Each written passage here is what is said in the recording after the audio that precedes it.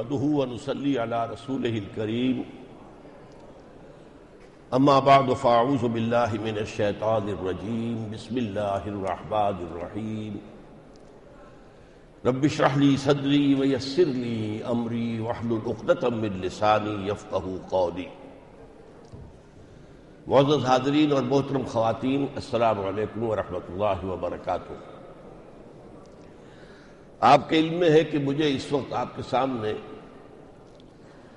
علامہ اقبال کے زندگی کے بالکل آخری ایام میں کہی گئی ایک نظم ابلیس کی مجلس شورا، اس کے بارے میں کچھ باتیں عرض کرنی ہیں، اور اس میں ظاہر بات ہے کہ رنگ جو ہے درس کا پیدا ہو جائے گا۔ یہاں جو شیریں تقریر کا موقع نہیں ہوگا میرے لیے، بلکہ یہ کہ میں وہ مفاہیم آپ کے سامنے لاؤں کہ جو حضرت علامہ کے اشعار میں پنہا ہیں۔ امت مسلمہ کے لیے پیغام کے ضمن میں میرے نزدیک اہم ترین نظم جو ہے وہ ابلیس کی مجلس شورا ہے۔ اس میں ان کے پیغام کا اور زندگی بھر کے سوچ کا جو ہے نچوڑ آ گیا۔ یہ تمثیل کے رنگ میں ہے، اور یہ جو انداز ہوتا ہے شاعری کا، یہ بہت ہی عام فہم بن جاتا ہے۔ اس میں ایک نقشہ کھینچ رہے ہیں حضرت علامہ کہ ابلیس لعین اپنی ایک مجلس شورا منعقد کرتا ہے، اور ابھی اندازہ ہو جائے گا کہ معلوم ہوتا ہے کئی سو سال کے بعد یہ مجلس منعقد ہوئی ہے، اس لیے کہ تقریباً 200 سال کی تاریخ میں جو کچھ واقعات آئے تھے وہ اس میں زیر بحث آئے، اور ایسا محسوس ہوتا ہے کہ ابلیس کو بھی اندازہ ہو گیا تھا کہ اب اس دنیا کا خاتمہ قریب ہے اور آخری معرکہ ہونے والا ہے حق و باطل کا، جس کو اقبال نے کہا کہ دنیا کو ہے پھر معرکہ روح و بدن پیش، اور تہذیب نے پھر اپنے درندوں کو ابھارا۔ ابلیس کو یورپ کی مشینوں کا سہارا، اللہ کو پامرنی مومن پہ بھروسہ۔ بہرحال اس وقت وہ تقریر کرتا ہے، سب سے پہلے یہ اوپننگ خطاب اس کا ہے، یہ عناصر کا پرانا کھیل، یہ دنیائے دوں حقیر دنیا، یہ دنیا جس میں میں اور آپ رہ رہے ہیں حقیر ہے اس کی نگاہ میں، اس لیے کہ وہ ایک اعتبار سے انسانوں سے بالا تر ہستی کا حامل ہے، وہ آگ سے پیدا کیا گیا ہے، اور اس کی پہنچ اس کائنات میں زیادہ فاصلے تک ہے جو ہماری نہیں ہے، اور وہ اس کو سمجھتا ہے عناصر کا پرانا کھیل، خالص میٹیریلسٹک، یہ عناصر ہی کا معاملہ ہے۔ وہ جو کہا کسی اور جگہ پر کہ زندگی کیا ہے، عناصر میں ظہور ترتیب، اور موت کیا ہے، انہی اجزاء کا پریشان ہونا، گویا کہ اس کے سامنے اس کائنات کی جو روح ہے وہ موجود نہیں، اور حیات کیا جو بنیادی اساس ہے روحانی، اس سے وہ نابلد ہے۔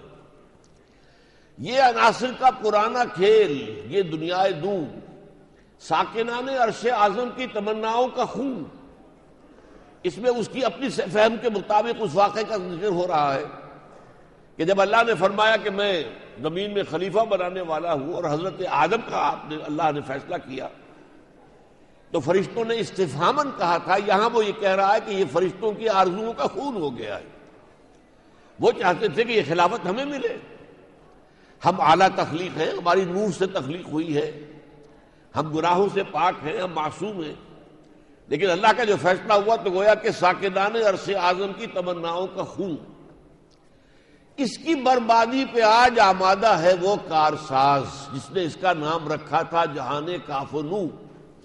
یہ ہے وہ شعر جس کے حوالے سے میں یہ کہہ رہا ہوں کہ وہ بھی سمجھ رہا ہے کہ اب اس دنیا کا خاتمہ بہت قریب ہے، اللہ تعالیٰ کی طرف سے اس کا آخری وقت جو ہے وہ قریب آ گیا ہے، جس نے اسے جہان کن کہا تھا، کن سے پیدا کیا تھا، کن فیکون۔ اب اس کے بعد وہ اپنی کچھ لافزنی کر رہا ہے کہ میرے کیا کیا کارنامے رہے ہیں۔ میں نے دکھلایا فرنگی کو ملوکیت کا خواب، میں نے توڑا مسجدوں کے دیر و کنیسہ کا فسون۔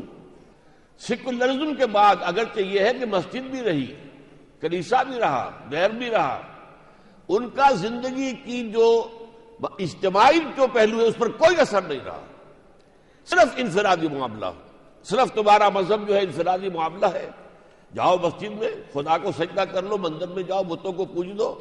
اجتماعی زندگی سے دی پولیٹیکو سوشو اکنامک سسٹم، اس کا کوئی سروکار کسی مذہب سے نہیں، اور کسی بھی اس الہامی یا وحی کی بنیاد پر جو مبنی ہدایت ہے اس سے ہم کوئی سبق نہیں لیں گے۔ میں نے توڑا مسجد و دیر و کلیسا کا فسوں، میں نے نادانوں کو سکھلایا سبق تقدیر کا، نادانوں کو بتا دیا یہ تمہاری تقدیر میں ہے، بس صبر کرو۔ جنہوں نے تمہارے حقوق چھینے ہیں ان سے غصب نہ کرو، واپس نہ لو، مت لڑو، مت بغاوت کرو، بس طلب تقدیر۔ اور میں نے منعم کو دیا سرمایہ داری کا جنون، دولت مند کو میں نے جنون دیا، جمع کرو اپنے پاس دولت، خرچ مت کرو غریبوں پر، لوگوں پر، ناداروں پر، یا اللہ کے دین کے لیے۔ کون کر سکتا ہے اس کی آتش سوزاں کو سرد، جس کے ہنگاموں میں ہو ابلیس کا سوزے دروں، جس کی شاخیں ہوں ہماری آب یاری سے بلند، کون کر سکتا ہے اس نخل کوہن کو سرنگوں۔ یہ اس کا گویا کہ تمہیدی خطاب ہے۔ اگرچہ اس کے بعد جو مشیر ہے وہ کہے گا یہ آپ نے شورا کا اجلاس جو منعقد کیا ہے اس کا اصل مقصد کیا ہے، وجہ کیا ہے؟ یہاں اس کے تمہیدی خطاب میں یہ بات موجود نہیں ہے۔ اب یہ پہلا مشیر کہتا ہے اس میں کیا شک ہے کہ محکم ہے یہ ابلیسی نظام، پختہ تر اس سے ہوئے غلامی میں عوام۔ یہ غلامی جو ہے انہوں نے اس کو ریکنسائل کر لیا، ہمارا کام ہی غلامی ہے، کچھ اور رنگ ہو گئے جن کا کام ہے حکومتیں کرنا، تو ہم طلب تقدیر جو ہے ہم اسی پر رہیں گے۔ ہے ازل سے ان غریبوں کے مقدر میں سجود، ان کی فطرت کا تقاضا ہے نماز بے قیام۔ بہت عمدہ تعبیر ہے، نماز میں آپ کو معلوم ہے قیام بھی ہے، رکوع بھی ہے، سجود بھی ہے۔ ان غلاموں کی نماز در حقیقت گویا کہ مسلسل سجدے ہی میں ہے، ان کی نماز میں سجدہ ہی رہ گیا ہے۔ آرزو اول تو پیدا ہو نہیں سکتی کہیں،